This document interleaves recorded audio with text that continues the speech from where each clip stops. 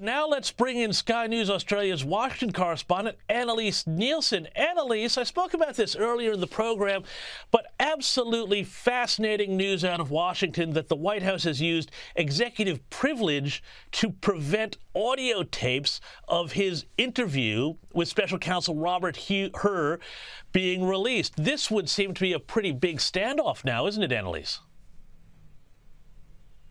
It is, and it shows how sensitive they are about the potential for this audio to be released to the public. And you have to imagine if it was released, it would be in every single Republican ad leading up to the presidential election, because this is still polling as a serious issue among those who might vote for Biden, otherwise might have voted for him last time. They are worried about his age, and that characterization from this special report that he was a well-meaning elderly man with poor memory is absolutely damning for those who might be considering sitting out this election. And so that's obviously what they're concerned about. But congressional Republicans, and we'll note some Democrats too, are saying, look, why don't you release this? This is the report that decided to not proceed with charges against Joe Biden about his mishandling of classified documents after he left office. So why not be transparent to the public?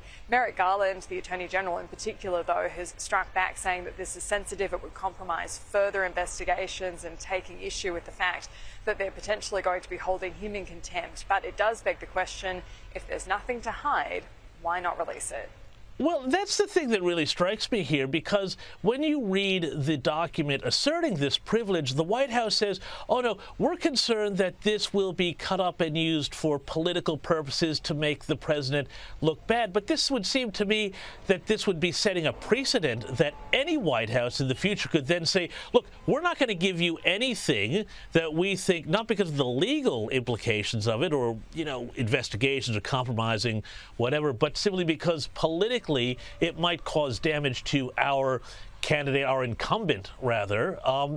That seems to be an incredible precedent that they're asking for.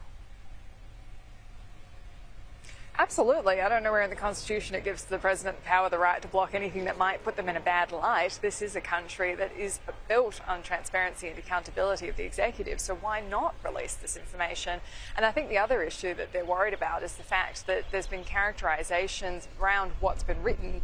There's very little they can do to try and argue audio that's put out. And so if he's, as we see in the report, been describing stories that might have been tangential to the initial issue that was being asked of him, it becomes another issue if it sounds like he's on a tangent. And when he's going on those lines, it might sound like he's rambling or he does have memory issues. And so this is all going to be important, and there's no reason the American public shouldn't know. Yeah, and absolutely. And I mean, and if there are things in there that are as bad as not remembering when he was vice president or the year his son died, well, I think people need to know that. But I want to move on to another story, big story that affects both Australia and the United States this week. Former Australian Prime Minister Scott Morrison got some backlash after he tweeted about meeting with Donald Trump in New York. But he also announced that Trump issued a strong signal that he will back AUKUS if he becomes president.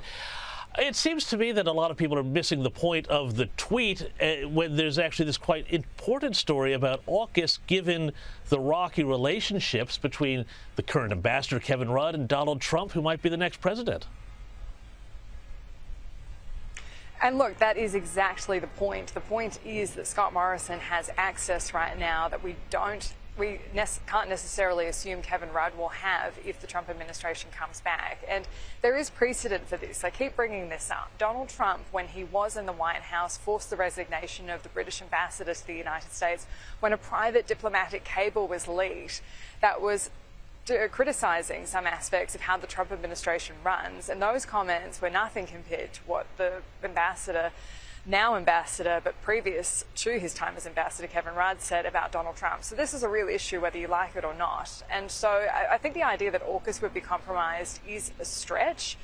AUKUS is a good deal for America. They're getting $3 billion out of us. They're getting increased access to the Indo-Pacific, and it's a good deal for us too. We already have the increased rotations of submarines in our region. We're going to have this long-term relationship, and we already have information and intelligence sharing that we wouldn't have had otherwise. And so it's not to say that we're getting taken for a ride, but there's no real reason Donald Trump would want to drop the deal. But his big power is being fickle. His big power is being unpredictable.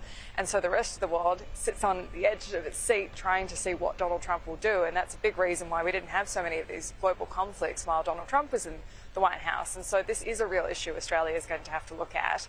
And Scott Morrison's put himself right in the middle of it.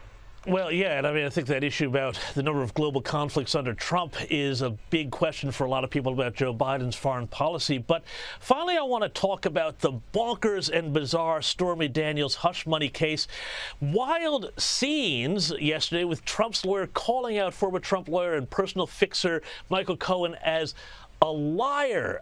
This was quite an extraordinary day of testimony. Tell us, how did this all go down?